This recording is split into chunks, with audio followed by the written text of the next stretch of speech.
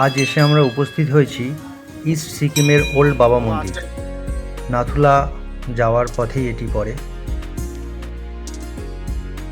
এটি ঐতিহাসিক সিল্ক রুটের একটি অংশ। সমুদ্রপৃষ্ঠ থেকে এর উচ্চতা 13,100 ফুট।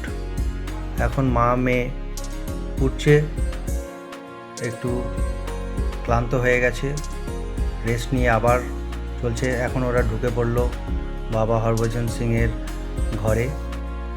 এখানে রাখা তার সমস্ত ব্যবহৃত জিনিসপত্র আছে, ইউনিফর্ম, বসার চেয়ার, টেবিল ইত্যাদি। মন্দিরটি উৎসর্গ করা হয়েছে সিপাহী হরভজন সিংকে, যিনি 1968 সালে নাথুলা পাসের কাছে খচ্চর নিয়ে যাওয়ার সময় একটি নালায় পড়ে মারা যান। কথিত আছে হরভজন সিংয়ের আত্মা আজও সীমানা পাহারা দেয়।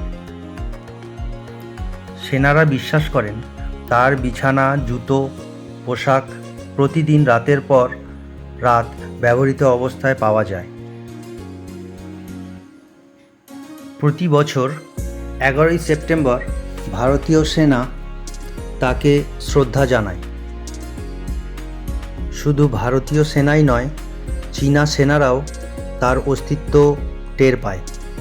এমনকি চীনা সেনারাও একটি পাগড়ি পরা ছায়ামূর্তি সীমান্তে টহল দিতে দেখেছে।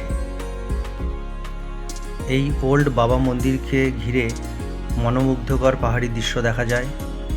ডিসেম্বর জানুয়ারি মাসে প্রচুর বরফ থাকে, তুষারপাত হয়। উচ্চতা অনেক বেশি, 13,100 ফুট হওয়ার জন্য ছোটদের ও বয়স্কদের শ্বাসকষ্টজনিত সমস্যা হতে পারে। তাই সেফটির জন্য অবশ্যই অক্সিজেন ক্যান রাখা উচিত, যদিও এখন ওটা বাধ্যতামূলক করে দেওয়া হয়েছে।